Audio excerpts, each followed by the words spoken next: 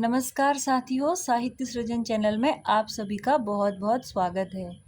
आज के वीडियो में हम बात करने वाले हैं एमए हिंदी के सेकंड सेमेस्टर के विषय में, जो कुमाऊं विश्वविद्यालय के पाठ्यक्रम से है। आज का हमारा 5वां पेपर है, जिसमें हम महादेवी वर्मा जी की पुस्तक संधिनी की कविताओं में से एक कविता मैं नीर भरी दुख की बदली, इसकी व्याख्या करेंगे। इससे पहले हमने 31वें नंबर की कविता की व्याख्या की थी। आज हम 37वीं कविता की व्याख्या करेंगे। सबसे पहले मैं कविता का पाठ करूंगी, उसके बाद मैं इसकी विस्तृत व्याख्या करूंगी। मैं नीर भरी दुख की बदली, स्पंदन में चिर निस्पंद बसा, क्रंदन में आहत विश्व हंसा, नयनों में दीपक से जलते, पलकों में निर्झारिणी मछली। मेरा पग पग संगीत भरा, श्वासों से स्वप्र पराग झरा, नभ के नव रंग बुनते दुकूल, छाया में मलय बयार पली, मैं क्षितिज भ्रुकुटी पर घिर धूमिल, चिंता का भार बनी अविरल, रजकण पर जलकण हो बरसी, नव जीवन अंकुर बन निकली। पथ को न मलिन करता आना, पथ चिन्ह न दे जाता जाना, सुधि मेरे आंगन की जग में, सुख की सिरहन को अंत खिली, विस्तृत नभ का कोई कोना, मेरा न कभी अपना होना, परिचय इतना इतिहास यही, उमड़ी कल थी मिट आज चली।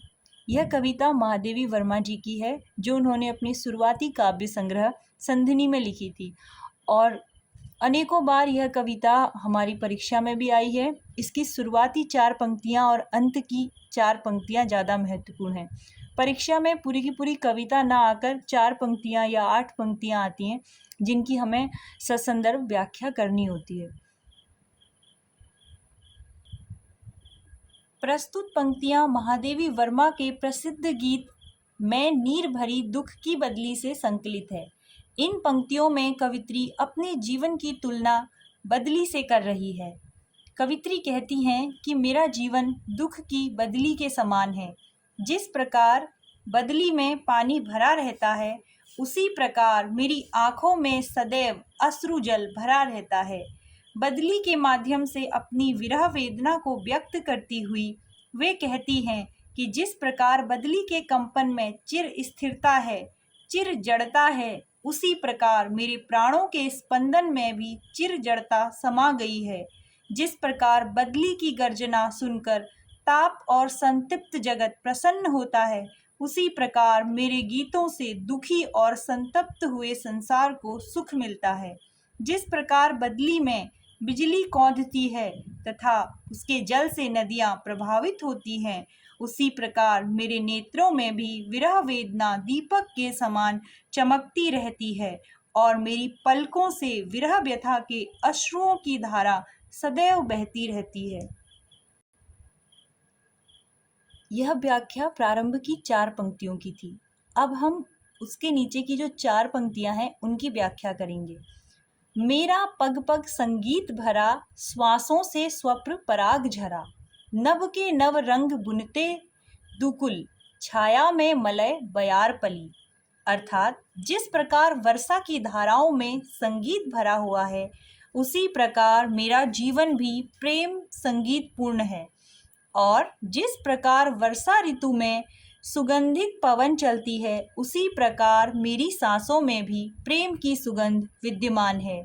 जिस प्रकार सूर्य के प्रकाश के कारण मेघ अनेक वर्ण के हो जाते हैं, उसी प्रकार प्रकाश के अनेक वर्णों से मेरा आंचल यानी दुपट्टा भी सुशोभित है। जिस प्रकार मेघों की छाया में शीतल मंद व सुगंधित वायु बहती है, उसी प्रकार मेरी छाया में भी अन्य मानव प्राणियों को शीतलता व सुख की प्राप्ति होती है। मैं क्षितिज भ्रुकुटी पर घिर धूमिल, चिंता का भार बनी अविरल, रज कण पर जलकण हो बरसी, नव जीवन अंकुर बन निकली। जिस प्रकार क्षितिज पर धुएं के रंग की अर्थात काली बदली जल के भार से अनवरत होकर धूलि कणों पर बरसकर धरती को नव जीवन प्रदान करती है और उसके द्वारा बरसाए गए जल के कारण पृथ्वी पर पड़े हुए बीजों से अंकुर फूट पड़ते हैं, उसी प्रकार मैं अपने जीवन में निरंतर चिंता का भार लिए रहती हूँ और उस वेदना की अभिव्यक्ति मेरी भौहें तिरछी कर देती है। उसी वेदना के कारण मेरी आंखों से अश्रु जल बरसने लगता है, जिससे मेरी वेदना का भार हल्का हो जाता है और संसार के लोगों में नव जीवन का संचार होता है। पथ को न मलिन करता आना, पथ चिन्ह न दे जाता जाना, सुधि मेरे आंगन की जग में, सुख की सिरहन हो अंत खिली। ये सरस पंक्तियां आधुनिक मीरा महादेवी वर्मा जी के प्रसिद्ध गीत नीर भरी दुख की बदली से ही उद्धृत हैं। संसार में मेरे आगमन से पथ की धूल ही मिटती है, उससे किसी प्रकार के अहित की संभावना नहीं है। जैसे बदली का आना मार्ग को मैला नहीं करता, उसी प्रकार मेरे जन्म से किसी का अयस नहीं फैला है।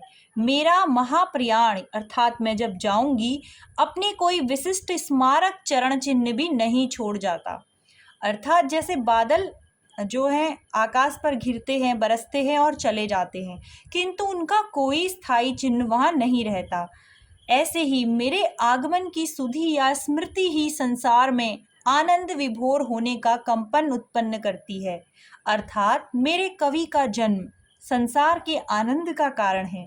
उसी प्रकार जैसे प्रथम मेघों का आकाश में आगमन, यानी जैसे वर्षा ऋतु में शुरुआती जो बादल होते हैं वो सबसे ज़्यादा प्रसन्नता देते हैं, उसी प्रकार कवित्री भी कहती हैं कि उनका आना भी, उनका आगमन भी इसी प्रकार की एक प्रसन्नता संसार को प्रदान करेगा।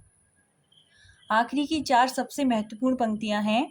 विस्तृत नभ का कोई कोना, मेरा न कभी अपना होना, परिचय इतना इतिहास यही, उमड़ी कल थी मिट आज चली। यह सरस पंक्तियां पीड़ा और विरह से भरी हुई हैं। बदली आकाश में रहती है, परंतु आकाश का कोई भी भाग उसका अपना नहीं होता है, वह तो उसमें भ्रमण करती है। उसका परिचय और उसका इतिहास केवल इतना ही है कि वह अभी अभी उमड़ी थी और देखते ही देखते मिट गई। इस प्रकार महादेवी जी अपने जीवन के विषय में कहती हैं कि इस विस्तृत संसार का कोई भी कोना अर्थात छोटा सा भी स्थान मेरा अपना नहीं है। मेरा तो केवल इतना परिचय और इतिहास है कि मैं कल आई थी और आज जा रही हूँ। तो इस प्रकार महादेवी वर्मा जी ने अपनी विरह, अपनी व्यथा को इस कविता के माध्यम से प्रकट किया है। जब भी आप परीक्षाओं में इस तरह की कोई भी व्याख्या करते हैं तो आप ध्यान रखिएगा कि व्याख्या से पूर्व संदर्भ, प्रसंग और व्याख्या के पश्चात कुछ विशेष बातें जैसे कि अलंकार और रस कौन सा प्रयुक्त हुआ है उसमें और उसको पढ़ के कौन से भाव आ रहे हैं, उसके विषय में 4 पंक्तियां आप जरूर लिखिएगा। वो भी आपके प्रश्न के उत्तर को उत्कृष्ट बनाने का कार्य करती हैं। तो मेरा आज का वीडियो मैं यहीं समाप्त करती हूँ। उम्मीद है कि आपके लिए यह उपयोगी होगा। मिलते हैं अगले वीडियो में, तब तक के लिए नमस्कार।